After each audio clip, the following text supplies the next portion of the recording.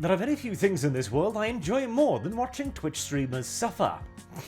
And judging by the current controversy, I am in for a very entertaining period of time, as quite a few Twitch streamers have been complaining about being outcompeted by a bot. Okay, well this is gonna be good. So apparently, some dude managed to create a virtual AI script thing that presents as a basic bitch VTuber avatar. In fact, according to V, who talked about this a little bit with me earlier, this is some sort of bog standard VTuber avatar that you can basically just download wherever and hook up and get working. So it's not even that he's made anything particularly special, but of course, it is the script behind the model that is so very, very interesting, as what he has created is essentially an artificial intelligence. Actually, hold a moment there. It's doing a React content, so there's nothing intelligent about it. But it is capable of reacting to shit it sees on screen. Here, let me just play you a little bit of a clip of it so that you get a generalized idea of what we're talking about here. Forcing can't play that well when he's sober.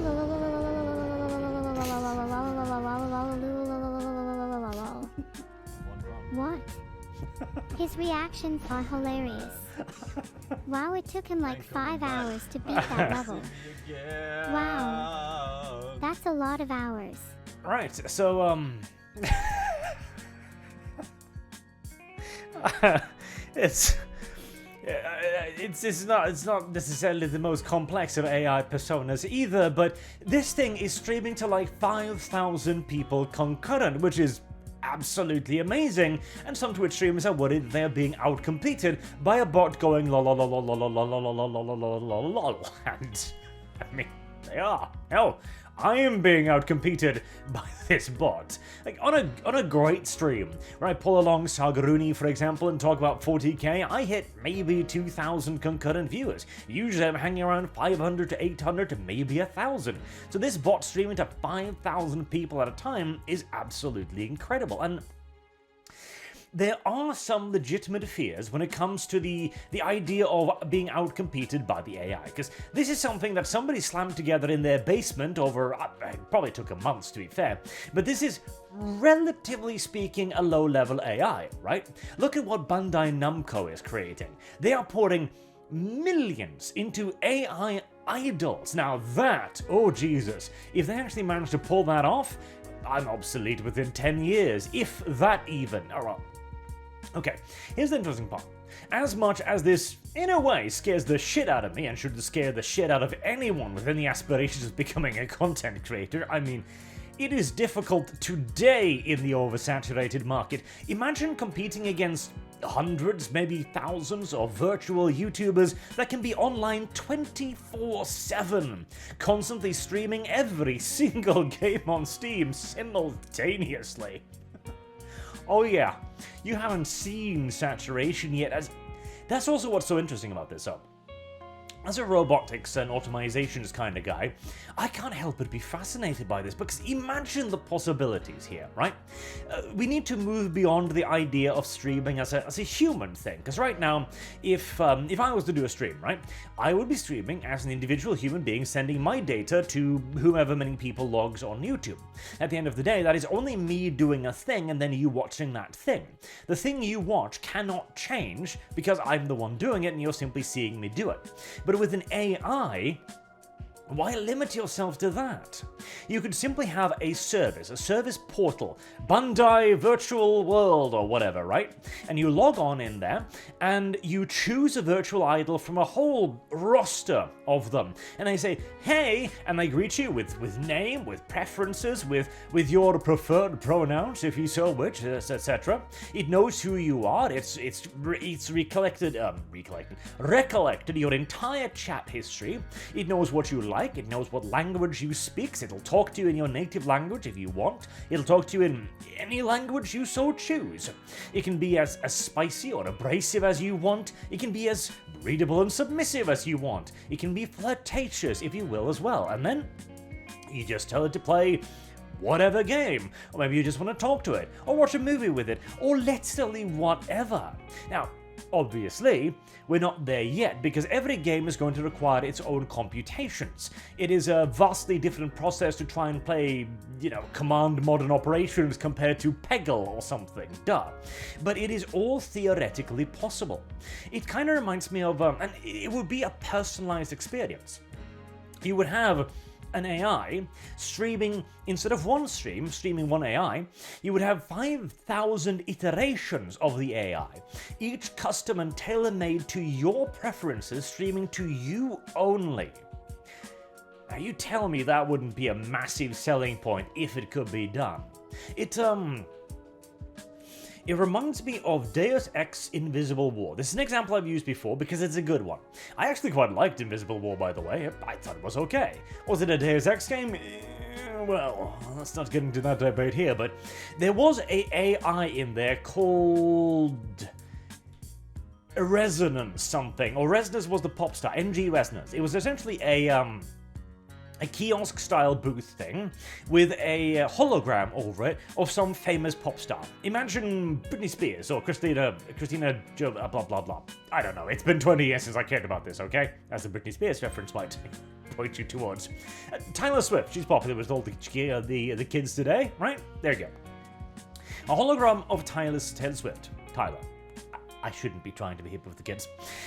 And she knows you, she knows your name, she knows your history, she has a record of every time you've spoken to her, and she is doing everything in her power to be liked by you, because that is how she gets you to come back. And maybe give her a tip, or subscribe to a subscription service, or watch ads, yada yada yada. Whatever way you want to monetize this, it all revolves around you liking the AI.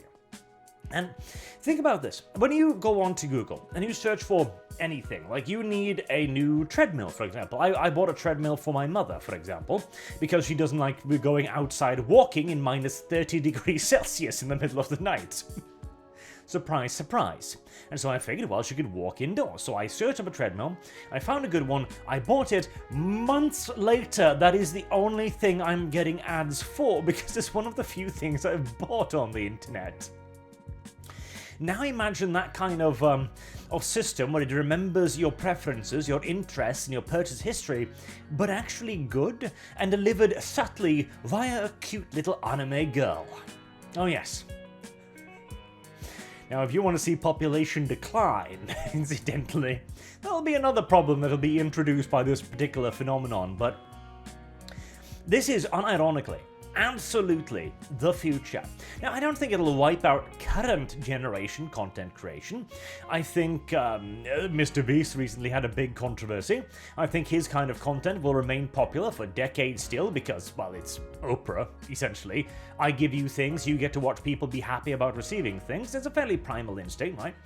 PewDiePie will probably continue on for decades and decades until he retires and starts a whole stable of little VTubers of his own. People like me will do our content, our dedicated communities, the small tubers, right? But for new people who want to try and get into content creation, you've got 10 years, tops, before it is gonna be damn near impossible. Again, it is already difficult to even reach my level. Like, I am a small YouTuber in comparison, but at least I can live off this. And to get to a level where you can reliably live off it, unless you're an outlier example, like Kibbs, for example, who raises a lot of money via donations because he's got a project going, and even then, it is rare to reach the kind of monetary success that he has, relatively speaking. You are going to need 30, 40, 50,000 subscribers at least. You're going to need like 500,000 to 1 million views a month. That's a lot. That is a hell of a heaping lot. And you need to now gain that against a few million other hopeful YouTubers. Whereas in the future, you're going to have to compete with those few million YouTubers and the perfect personalized AI that streams to you personally, that remembers your name, your likes, your dislikes, etc., and can bring up conversations you had with it from weeks ago and pick it up as if no time whatsoever had passed. It can reflect your interests perfectly back at you. Oh yeah. Oh yeah, we have barely seen the top of the mountain when it comes to this. And now here's the thing too. It is also possible that this is merely the hypothetical, over-the-top, ridiculous scenario in my brain that is based on the idea that this technology will only get better. That is far from a certainty in today's environment. Now, 10 years ago, 20 years ago, we were sitting around going like, wow, in 2020 we'll have flying cars. Well, here we are. Do you see any flying cars around? No, nor are we really any closer to reaching them. Our rate of technological advancement has slowed dramatically, in large part because there is no longer the same impetus, there is no longer the same level of competition, there is no longer the same drive to create truly new and incredible things, in large part due to the fact that the resources and the monetary strength of the world has kind of congealed into a handful of major companies that can crush all other innovation and competition by just buying the little bastards out. We're already starting to kind of see that begin to happen with virtual AI, for example. Microsoft recently fired a bunch of employees to free up millions of dollars in free cash to double down on their AI programming. That's the issue too. We'll run into a system where these companies will dominate even further in the next generation of technology, but that's a worry for tomorrow, I guess. And it's entirely possible that this technology will never actually be that good.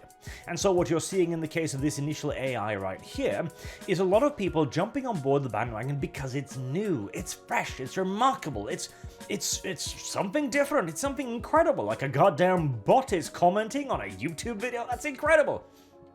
Obviously, that is going to drive a sizable audience, English, Arch. But this could also be kind of the Kizuna Ai effect, where Kizuna Ai was the first VTuber to really blow up and make it big, and everyone then streamed in to try and copy, creating dozens and then hundreds and then thousands of varying degrees of successful copycats, essentially. Not copycats in appearance and delivery anyways, rather than personality or business strategy necessarily. And slowly over time, they grew less and less and less popular as there became more and more and more of them. Until now, guess what? You've got a scene dominated by a handful of major companies that are driving all of the innovation because they can buy out any and all competition. Yeah, but in hyper speed. It is entirely possible that the exact same thing will happen with full-on artificial intelligence VTuber as well.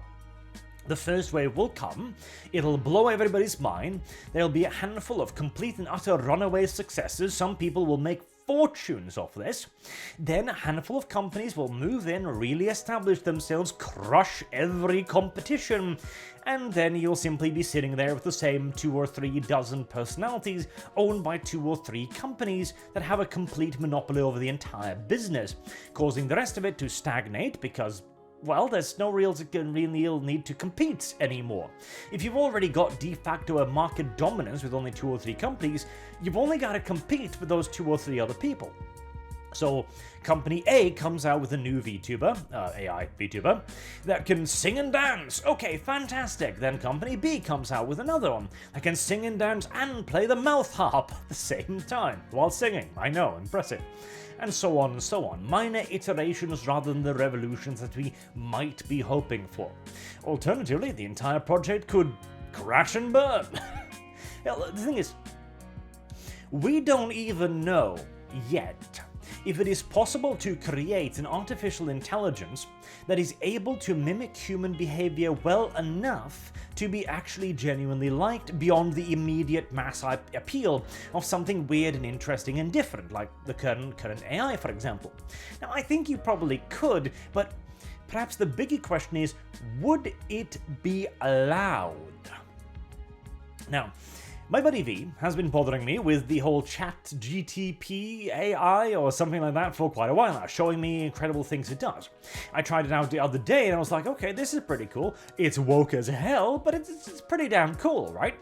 It feels like you are getting formulaic, certainly, indoctrinated, absolutely, but relatively organic responses. Essentially, I was asking it questions about woke's nature, for example, and I got the responses I would expect from a pre-programmed NPC, so in that regard, it's very convincing, I suppose.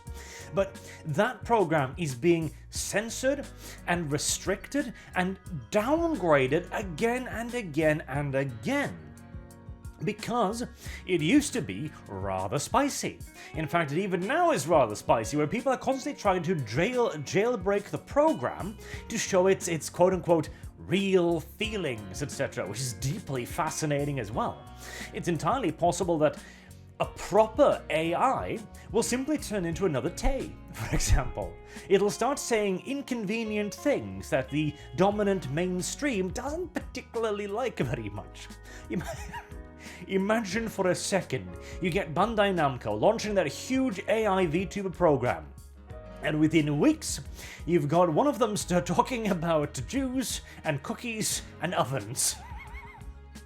It would be mainstream news across the planet in minutes. And it might very well burn the entire company to the ground. We are in for some interesting years as chat AI evolves, I do believe. And personally, I wouldn't be lying if I said I wasn't worried about it. I mean, we are all replaceable. Literally, every single last one of us. Not one person on Earth is doing a job that a robot and or an AI couldn't potentially do given a complicated enough script. Bear that in mind. But at the same time, God, it's so cool too. It is so bloody fascinating because, I mean, actually, I won't go on a rant here, but there is so many cool things to talk about when it comes to AI and robotics, particularly around this regard, like the entire question of whether or not AI could be considered human, quote unquote. My position there, by the way, is no. A toaster is a toaster because a toaster is a toaster, which I might expand upon at some point, but God, this is so cool. Anywho, I'll wrap it up there. Thank you all very much for watching. Do let me know what you think in the comment section down below as well, because I do love this topic, and I might do an entire ArchCast on this, because there is so many cool things you could talk about in relations to this, but I'm cutting myself up there. Until next time, I've been Arch. Thank you all very much for watching. Have a good day, and remember, an AI wouldn't fuck up its outros as often as I would, and you must find that charming, or else you're racist against humans. Have a good day.